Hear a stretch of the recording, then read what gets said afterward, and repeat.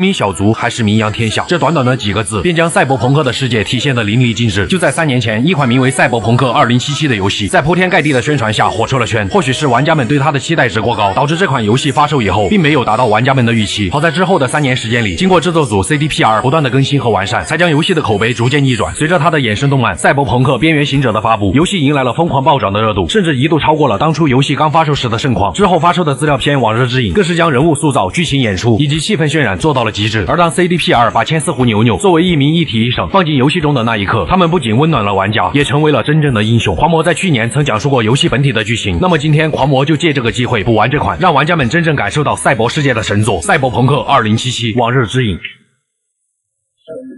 故事开始前，咱们先来简单回顾一下游戏本体的故事和背景设定。在未来的2077年，人们都在享受着高科技带来的便利，这也促使各种高科技公司逐渐掌控了人们的生活。但看似繁荣的背后，贫富差距也被拉到了空前的程度。大企业的员工过着上流社会的生活，可私底下却为了少得可怜的晋升通道勾心斗角。而那些被机器人抢了工作的穷人，就只能在超梦里终日感受真实感爆棚的虚幻体验。当然，超梦里的你再强大也是假的，所以社会底层的穷人们同时也痴迷上了对身体的改造。可一体带来的力量也催生出了更多的暴力，各式各样的街头帮派占据了城市的每一处角落。而本作的主角威便是从小混迹在夜之城的街头小子，因为一次向有钱人借跑车的差事，威意外结识了自己一辈子的好兄弟杰克。经过一段时间的配合，威和杰克逐渐混得小有名气。作为一个向往成为一方大佬的街头小子，威在无名小卒和名扬天下之间选择了后者。于是他们在中间人德克斯特委托下，混进了甘比大厦顶层的一间套房内，准备偷取一枚荒坂公司的实验性生物芯片。而这里正是巨型企业荒坂公司太子所住的房间。本以为干完这一票就能飞黄腾达，但结果却成了噩梦的开始。他们亲眼目睹了一场太子篡位的戏码。在逃离的路上，杰克身负重伤，他将拿命换来的生物芯片插进了威的脑机接口。这一刻，杰克成为了夜之城的传奇。可在威回去交差的时候，中间人却因为事情闹得太大，从而杀死了威。但生物芯片不仅让威死而复生，还让他脑子里多了一个传奇人物强尼银手。至此，威成为了夜之城的火眼网。火眼网能够强到什么地步？大卫在玩命的情况下，以生命为代价使用的斯安威斯坦，到了威的手里，那就是没事开着赶路的工具而已。可以这么说，打上模组的威，只要自己乐意，他可以把整个夜之城的一体都装自己身上。经过长时间的相处，威和强尼过上了没羞没臊的生活。可这并不是没有任何副作用，强尼的意识会逐渐取代威的意识，而想要活着就得付出代价。之后威想尽了一切办法，试图抹去自己意识中的强尼。他在太平洲巫毒帮的协助下，与赛博空间的黑墙接触，从而见到了黑墙外面的意识体奥特。在奥特口中得知，荒坂公司一台叫神鱼的机器能够把强尼从威的体内分离出来，但想要使用神鱼，那就必须寻求荒坂公司的帮助，甚至还得为公司卖命。就在威犹豫不决的时候，一个叫百灵鸟的女人带来了另一种可以救威的方法，而往日之影的故事也就此展开。根据百灵鸟所说，如果威想活命，那就得先前往夜之城的外围城狗镇。相比于夜之城这样的繁华都市，狗镇里的高楼大厦则被战争后的残垣断壁所取代。这个三不管地带被一个极端军阀汉森所掌控，狗镇里充满了暴力和凶险。尽管威并不是很相信百灵鸟这个陌生人，但他还是抱着试一试的心态前往了夜之城与狗镇的边境。当威来到边境的正门后，他的神经系统受到了一股可怕的冲击，就连强尼也显得痛苦不堪。原来是百灵鸟的意识体强行进入了威的生物芯片中，但他和强尼同时出现，会导致威随时可能休克，所以百灵鸟只能暂时把强尼踢出了群聊。缓过来的威这才能够与百灵鸟进行有效沟通。而百灵鸟也并不是什么意识体，他是一名网络黑客，此时正和新美国总统迈尔斯一同坐在空天1号飞机上，但他们的飞机却被黑了，很快就会在狗镇紧急迫降。由于通讯被屏蔽，他只能通过黑墙绕过通讯干扰，以寻求外界帮助。而威之前接触过黑墙，这才让百灵鸟能够找上威。威现在要做的就是前往狗镇，赶在幕后黑手之前救走美国总统，而导致飞机被黑的始作俑者很有可能就是狗镇的极端军阀汉森。作为回报，百灵鸟承诺会在事后将威彻底治好。事实证明，百灵鸟找上威震天确实是明智之举。由于通往狗镇的边界戒备森严，威只能从正门悄悄溜进去。为了尽可能的保持低调，威震天没有让任何人看见他是如何大摇大摆通过边界的。就这样，威震天这个杀神降临在了狗镇。映入眼帘的是2077年风景如画的华强北。感觉到生命有一丝希望的威，在百灵鸟的指引下，来到了建筑工地的高处，很快便看见了即将迫降的空天1号。但下一刻，空天1号就被一枚地对空导弹击中，硬是从迫降变成了坠毁，而坠毁的方向恰好就是威所在的建筑工地。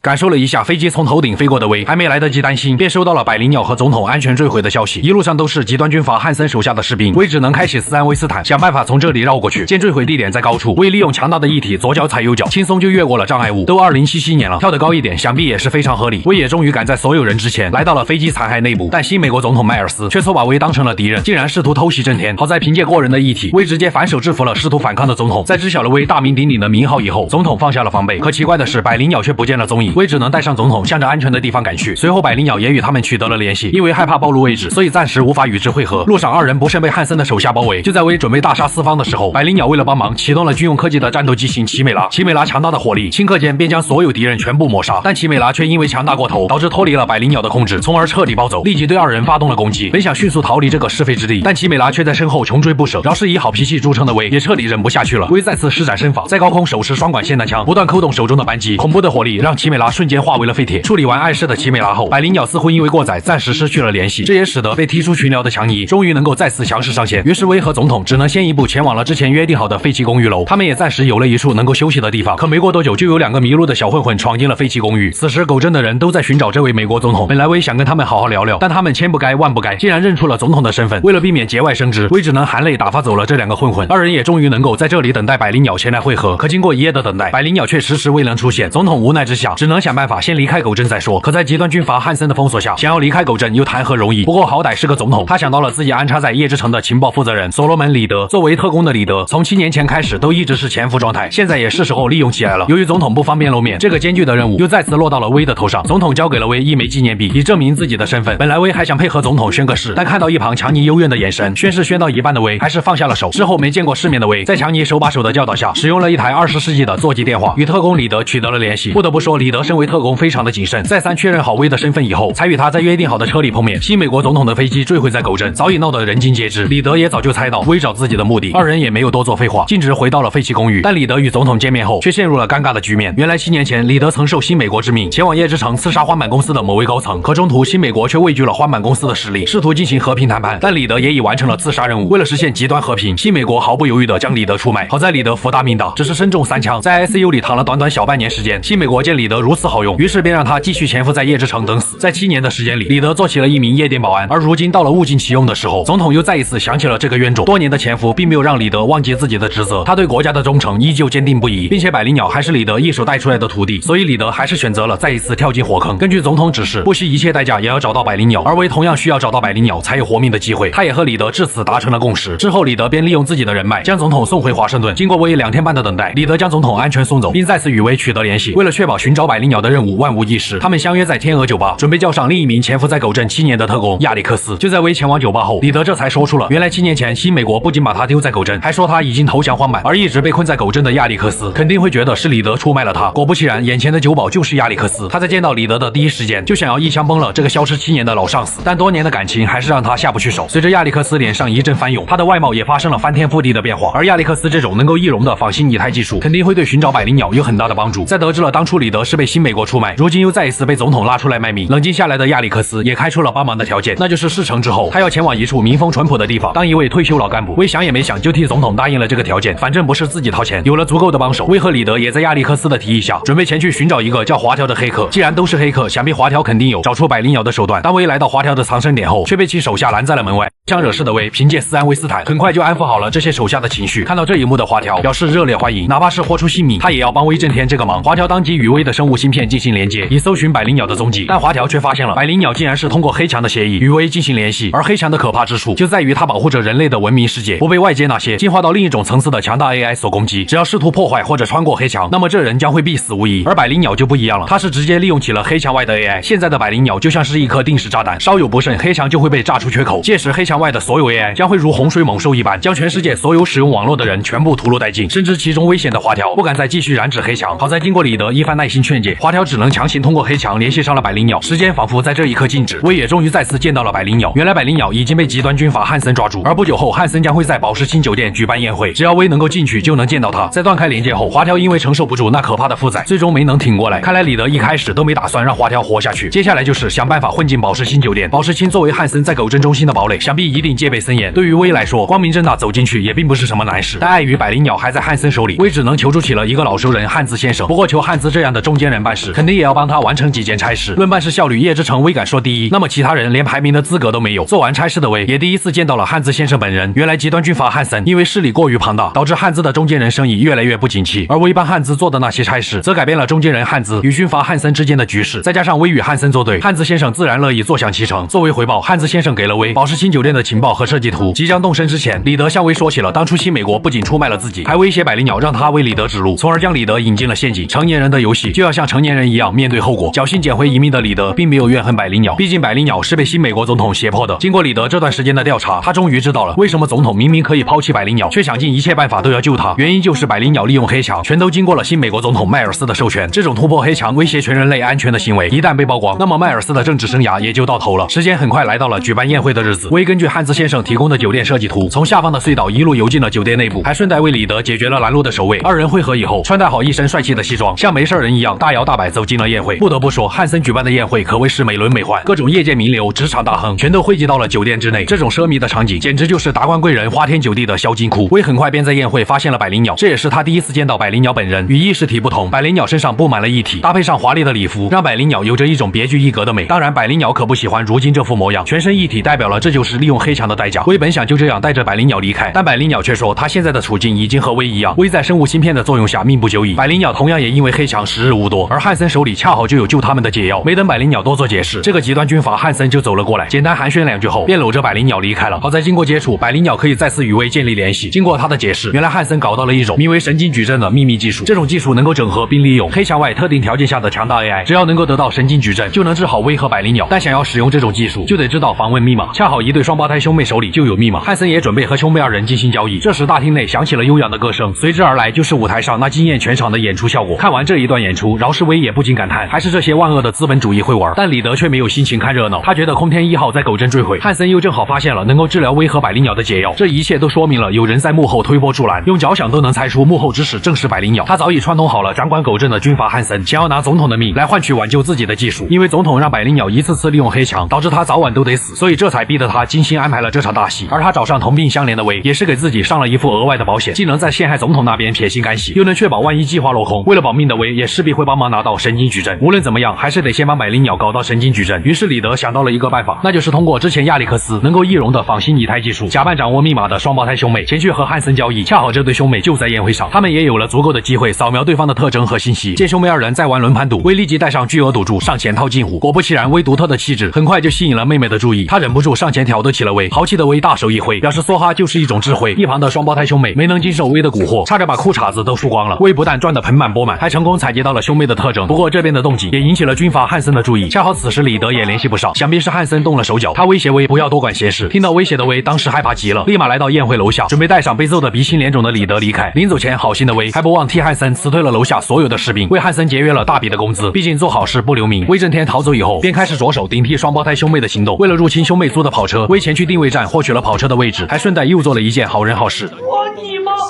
没看完呢啊！刚好到了攒劲儿的地方，你听你妈的天哪！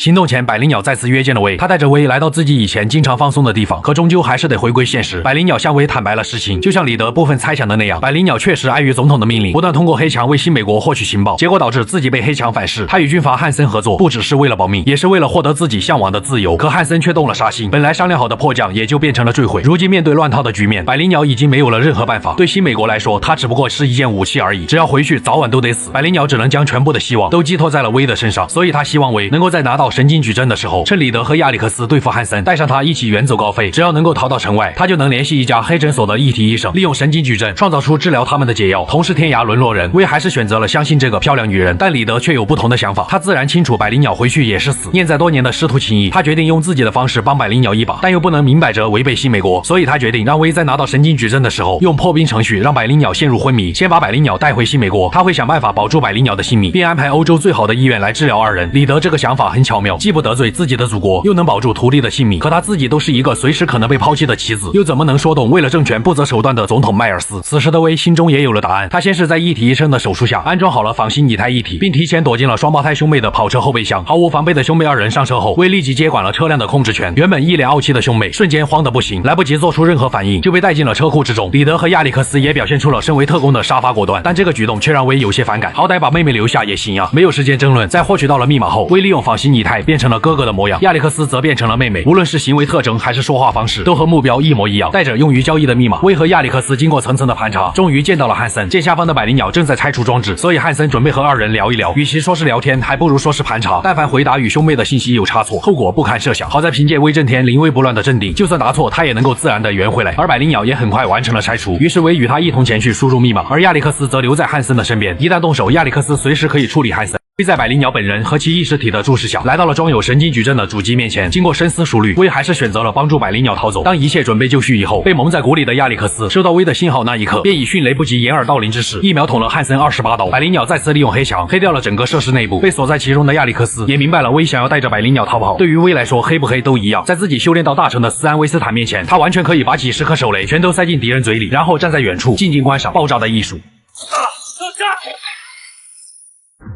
二人顺利的通过下水道逃了出来，李德也再次联系上了威，斥责起了威这种不负责任的行为。之后，威和百灵鸟一同前往黑诊所，可百灵鸟却说道，那个所谓的黑诊所其实是在月球上，并且只能救一个人，但只要能够试药成功，他就能带着研制好的解药再次联系威。见百灵鸟因为过度利用黑墙，身体即将崩溃，威也没有多想，立即亲自驾驶汽车，向着通往月球的航天港疾驰而去。来到航天港，威先一步独自混进了航站楼，然后在外围利用消防水管将百灵鸟拉了上来。本以为可以就这样离开，但美国总统迈尔斯却带着李德还有手下的大批人马，一时闯进了航天港，这个属于中立的国际领土。为了找到百灵鸟，总统迈尔斯对李德下了死命令，哪怕是杀掉百灵鸟也在所不惜。而李德最终还是无法抗拒上级的命令。逃跑的路上，航天港的守卫与总统的手下战成了一团。威毫不犹豫的再次施展身法，从高处将两方势力屠戮殆尽。可敌人派遣了无法破坏的增援直升机，面对这种局面，百灵鸟只能再次穿过黑墙寻求力量，而威也帮助他分担来自黑墙的压力。接下来就是威短暂拥有了能够抬手间湮灭一切的力量。